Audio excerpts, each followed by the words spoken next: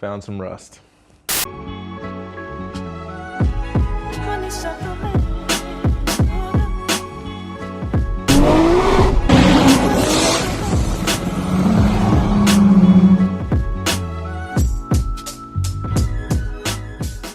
And I have gone backwards. No front subframe.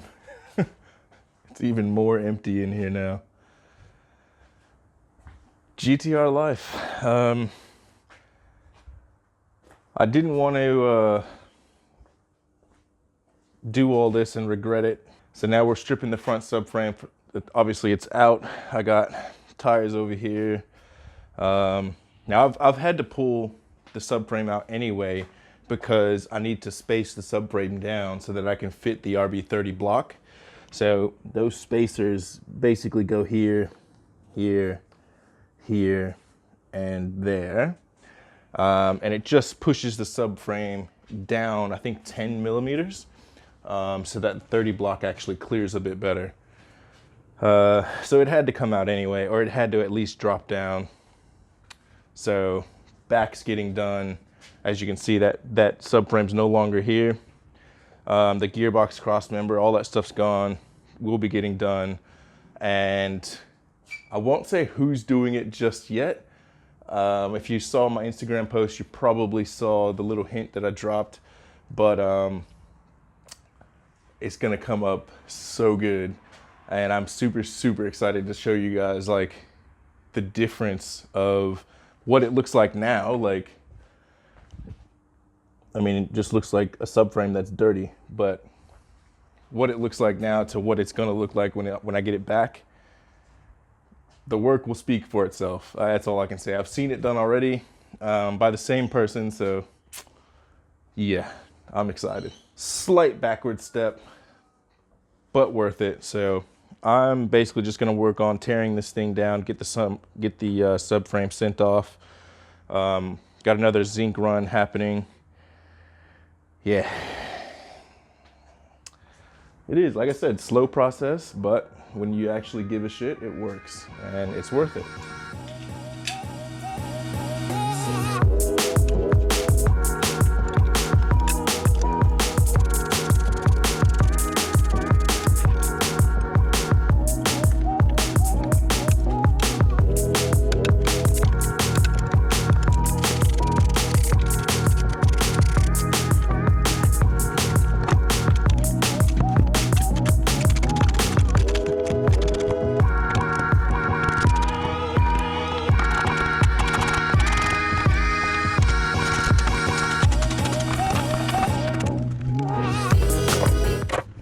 As you can see, I've stripped it back. There's no subframe here.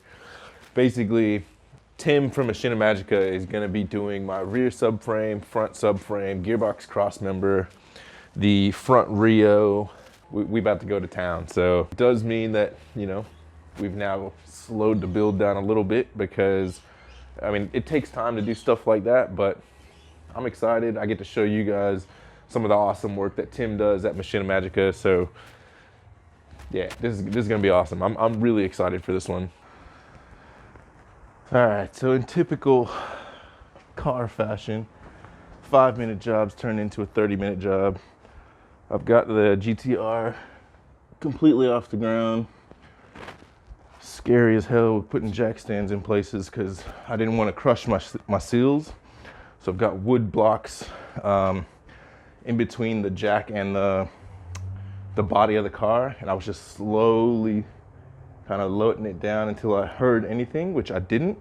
So I know that my weight points are good in the front, and in the rear, I'm currently bracing it on the rear subframe itself, just until I get ready to actually drop it down, and then I'll move the jacks onto the actual chassis of the car once the weight is no longer on the subframe, if that makes any sense. So yeah. I kind of deviated from this thing and I'm just gonna go ahead and pull the rear subframe out of the car now, just because it's gonna make it easier to do the next part, which I'll show you guys probably in the same video, but we'll see how we go.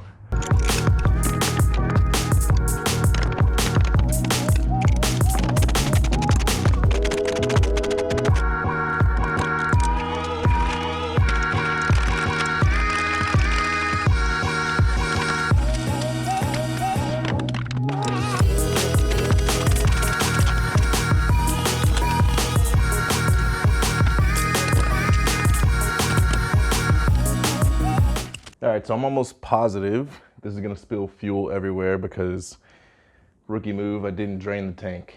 So let's see how we go. That's the last bit. I just got it on the jack now. All I've got to do is lower it. So let's see what happens.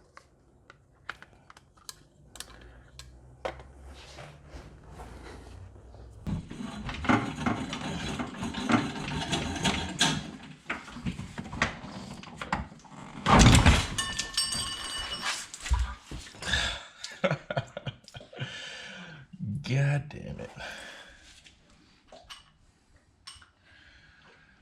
I knew that was gonna happen. Fuel tank is out. Now, I used to get a lot of messages about the fuel setup I ran. So I figured this is probably a good time to go ahead and just show you guys. As you can see, there was no surge tank or anything in the trunk. And yeah, I mean, there's nothing complicated back here about the fuel setup at all. Let me just grab my light real quick. That is bright. All right, so you can see I've got my relays, direct power from the battery, circuit breakers, relays, and then that just feeds through the factory wiring, which I've replaced with my own thicker, higher amperage wiring, which I then pin straight into the factory connector. And yeah, that then comes down here to the fuel hat, which I don't know how I'm gonna do this with one hand.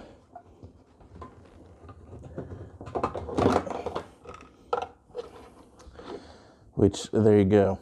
So you can see the wiring goes straight to the fuel pumps through the factory clip at the top and the bottom. And then this is for your ground, which comes straight to the pumps again. And it feeds into the factory baskets.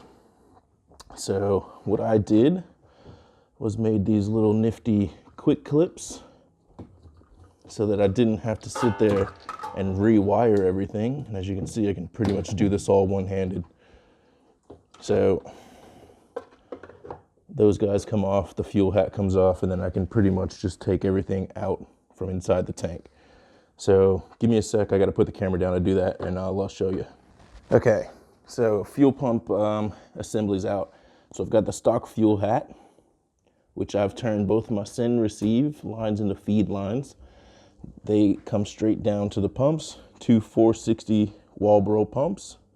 You can see this was the primary since the fuel stock's a lot dirtier, and that was a secondary which only came on for high boost. Or sorry, not high boost, but when you're in it. So as the engine needed the more fuel, this guy came on. Okay, so as you can see inside, you can see the factory basket there, and then that's the secondary basket that I added, which held the second fuel pump. And then that silver fitting is my return line, which fed both factory fuel hats, our fuel baskets.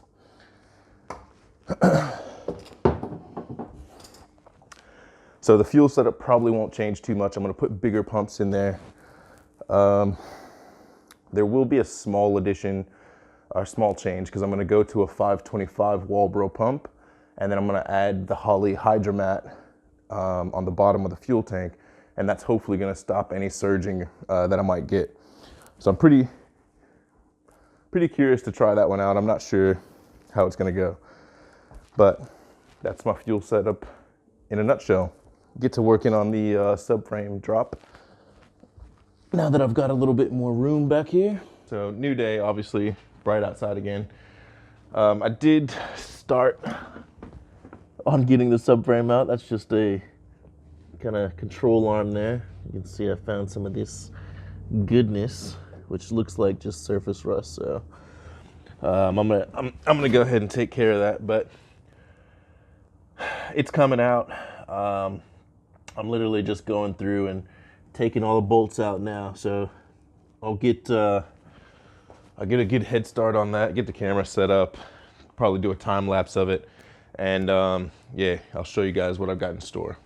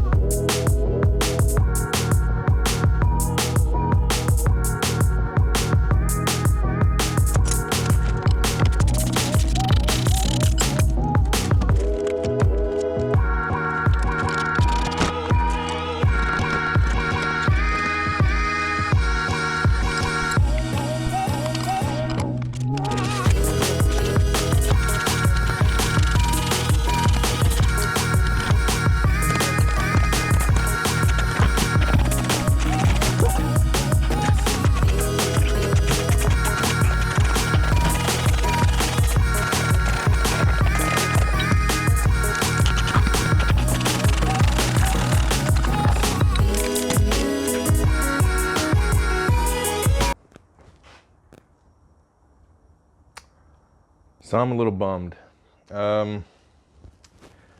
Dropped the fuel tank and found some rust. So I was like, all right, well, maybe it's just surface rust. I'll wire wheel it back, get rid of it, done. Nah. It ain't just surface rust. The good news is it's not in the guard where all the common spots are. Well, the common spots that people look when they buy a GTR. It's just above the fuel tank, but on the chassis rail itself. Yeah, I'll just show you. Well, before I do that, I just want to film stuff like this because to me, this is the stuff people hide. This is the stuff people don't tell you about. This is the stuff that people try and be deceitful about because they want to have the appearance that their car is a perfect car, blah, blah, blah. Well, I thought, and I still think, this car is in really, really good shape for what it is. It isn't perfect, obviously, but we're gonna get it there. Yeah. Here we go. I'll just show you.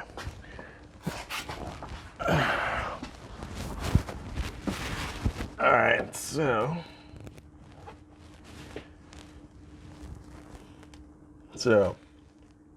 in the come on, camera. So this is the common spot that people seem to think where you'll get rust is in the guards here. I did find a little bit there. You see, I've wire wheeled it back. I've got this sweet little hole now, but that is actually good. But the problem area, boom, boom, boom. So that's the chassis rail, just where the fuel tank goes. You can see that's the high strength part, like how thick the metal is there. And it's just here. So basically, probably from about here to here would have to get cut out and redone. Yeah.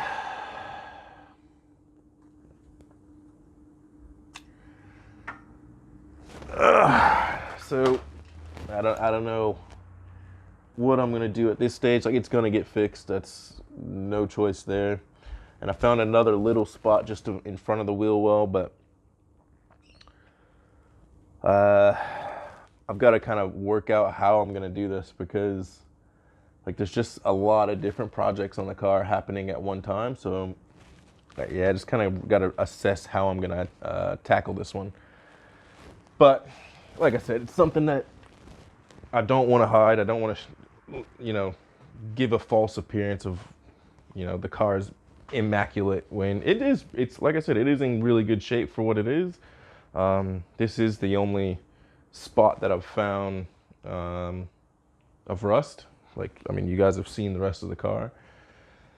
So yeah, it is what it is. I got to deal with it.